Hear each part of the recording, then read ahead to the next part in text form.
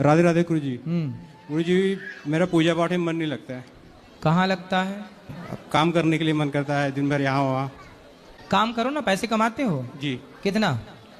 Daily का जो भी रहेगा। कितना रेट रोज का? काम के ऊपर है अभी। फिर भी हम खा लेंगे क्या? अरे बाबा 1000-2000 जैसा भी बस काम ऐसे ही करे। तो बोल दो, 1000-2000 रोज कमाते हो। जी, लेकिन धन रुकता नहीं है। कहाँ जाता है? कोई भाई हमारा छोटा है, वो बीमार रहता है बहुत। योग किया करो भैया, काहे बीमार रहते हो?